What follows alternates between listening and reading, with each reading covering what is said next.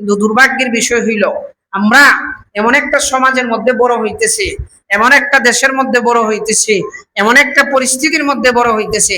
এখন জুলুম জিনিসটা যে একটা খারাপ জিনিস, জুলুম যে একটা খারাপ জিনিস, এই জিনিসটা আমরা এখন মনেই করি না।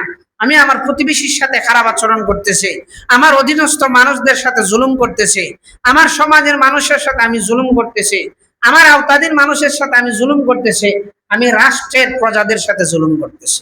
এখন এই জুলুমটা এমন পর্যায়ে গেছে, মানুষ মানুষের উপর হাত উঠাইতে ডর করে না, ভয় করে না।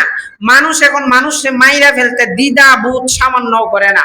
আমি একদিন বলছিলাম, এখনকার সময় এমন হয়ে গেছে, যদি মারামারি লাগে জিজ্ঞেস করে কয়টা মরছে, কেল্লা কয়টা আগলা হইছে, জিজ্ঞেস করে না। মানে চিন্তা করেন মস্তিষ্কের মধ্যে কি পরিমাণ বিকৃতি আসলে এইটা বলতে পারে যে কেল্লা কয়টা মরছে, কয়টা মরছে। তার মানে হইলো এক দুইটা মইরা যাওয়া এখন মানুষের কাছে স্বাভাবিক হয়ে গেছে। অথচ একজন মুমিনকে হত্যা করা, একজন মুসলমানকে হত্যা করা দুনিয়ার সবাইকে হত্যা করার সমতুল্য। এজন্য আমরা নিজেরা অন্তত পক্ষে চেষ্টা করব আমার দ্বারা যাতে অন্য মানুষ জুলুমের শিকার না হয়। এখন কিচ্ছু হইলেই দেখবেন, মানে নিউজের মধ্যে ঢুকলেই, পত্রিকা পড়লেই, আপনি মিডিয়ার মধ্যে গেলেই, টেলিভিশন টকশো খুললেই দেখা যায় অমুক দলের মানুষ অমুককে মাইরে ফেলছে। কি করছে? সামান্য একটা বিষয় দিকে নিয়ে একজন আরেকজনের মাইরে ফেলছে, চাঁদা দেয় নাই জাগাত মাইরে ফেলছে, ওই কিডন্যাপ করতেছে, রাস্তা দিয়ে বাইক চালাইয়া যাইতেছে, আপনার বাইকের মধ্যে আটকাইছে, বাইকটা দিয়ে দেও দিছে না, সাথে সাথে মাইরা ফেলছে। কত কিছুদিন আগে দেখছি একটা লোক আপনার বাইক চালাইয়া যাইতেছে, তারা আটকানো হয়েছে, দুইজন মানুষে আটকাইছে কিভাবে জানেন? সে যখন বাইক চালায় আস্তে আস্তে যাইতেছে, পাশ থেকে একজন মানুষ বড় একটা ইট নিয়ে তার মাথার মধ্যে বাড়ি মারছে, সাথে সাথে ওই মানুষটা পড়ে গেছে, বাইক চুরি করে নিয়ে গেছে। 14-15 দিন পরে ওই মানুষটা হসপিটাল থাকা অবস্থায় মারা গেছে, এবং যে মারছিল সেও ধরা খেয়ে গেছে। কিছুদিন আগে দেখছি একজন লোক রিক্সা চালক, রিক্সা চালায় যাইতেছে, স্বাভাবিকভাবে আমরা তো সবাই রিক্সাওয়ালারে বলি ভাই সামনে নিয়ে যান, 20 টাকা 10 টাকা দিব। রিক্সা চালায় যাইতেছে, পিছনে যে বৈশা রয়েছে রিক্সার মধ্যে, সে হাতুড়ি একটা নিয়া রিক্সাওয়ালার মাথার মধ্যে 4 থেকে 5টা বাড়ি যখন দিছে, জায়গার মধ্যে মগজ 2 টুকরা হয়ে পইরা মারা গেছে মানুষটা। কি জন্য মারছে জানেন? এই ফেন্সি ড্রিল খাওয়া ইয়াবা ব্যবসায়ী, ফেন্সি ডিল ইয়াবা যারা খায়, নেশা যারা করে, জোয়া মদকুর যারা আছে, তাদের যখন নেশা লাগিয়ে যায়, টাকা পয়সা পায় না, বাপ না ভাই দেখার টাইম নেই, মাইরে ফেলতেছে।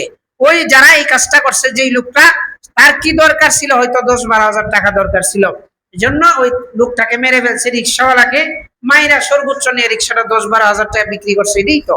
কিন্তু একটা মানুষ যে জায়গা মারা গেল, এই মানুষটার পিছনে হয়তো 10টা মানুষ, পরিবারের মানুষ আছে যারা চলতেছে। এই যে মানুষটারে মারছে, সে নিজেও জানে না কি জন্য মারছে, যে মারা গেছে সেও জানে না। মানে আমাদের পরিস্থিতিটা এমন ভয়াবহ হয়ে গেছে। এই জন্য এই জিনিসগুলা দূর করতে গেলে যে কাজটা করতে হবে, প্রথমে আমি নিজে সচেতন হব, নিজে ভালো হব, আমার পরিবার সচেতন হবে, আমার পরিবার ভালো হবে, আমার সমাজ সচেতন হবে, সমাজ ভালো হবে, আমার রাষ্ট্র সচেতন হবে, রাষ্ট্র ভালো হবে। রাষ্ট্রের মধ্যে যদি আইন শক্ত না হয়, রাষ্ট্র ঠিক থাকবে না। পরিবারের মধ্যে যদি আইন কানুন শক্ত না হয়, সন্তান আদি কোনোদিন মানুষ হবে না। পরিবারের সন্তান যেভাবে মানুষ হবে না, রাষ্ট্রের জনগণ সেভাবে মানুষ হবে না, ততক্ষণ পর্যন্ত যতক্ষণ না পর্যন্ত সেই রাষ্ট্রের কিংবা সেই পরিবারের নিয়ম নীতি আইন শৃঙ্খলা ঠিক না থাকে।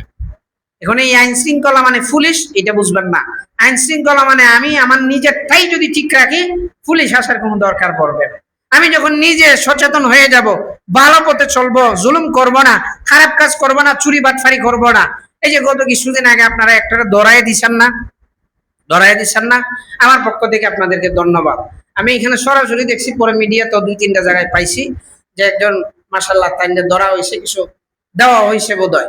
এই সমস্ত মানুষ যারা আপনাদের এলাকায় আসবে, গাঞ্জাকুর, মদকুর, ইয়াবাকুর, ফেন্সিডিলকুর, জোয়া মদ যা আছে, এই কাজের মধ্যে যারা যুক্ত থাকবে, নিজের অঞ্চলের মানুষ যদি যুক্ত থাকে, বুঝাইবেন যে ভাই এটা খারাপ জিনিস, নিজে বুঝে তবুও করে, আবার বুঝাইবেন। বাহিরের কেউ যদি এসে এখানে ডিম ফুটাইতে চায়, এই সমস্ত মানুষকে দইরা আগে কিছু মেহমানদারি করবেন, তারপরে প্রশাসনের কাছে দিবেন। প্রথমে যদি কিছু মেহমানদারি করেন, তাহলে জীবনে আর কিছু হোক আর না হোক বলবে এই এলাকাত গিয়ে শান্তি পাইছি না, বালা করে মেহমানদারি করা যাচ্ছে। বুঝতে পারছেন? মেহমানদারি মানে খাসি জবা করার কথা বলছি না। তো যাই হোক, এই সংক্ষিপ্ত সময়ে যে কথাগুলা বলছে, আল্লাহ তাআলা আমাদেরকে এই কথাগুলোর উপর আমল করার তৌফিক দান করুক, বলেন আমিন। আপনি এবং আমি, আমরা সবাই যেন জুলুমকে ছেড়ে দিয়ে সুন্দর সমাজ গড়তে পারি, আল্লাহ আমাদেরকে সেই তৌফিক দান করুক, বলেন আমিন।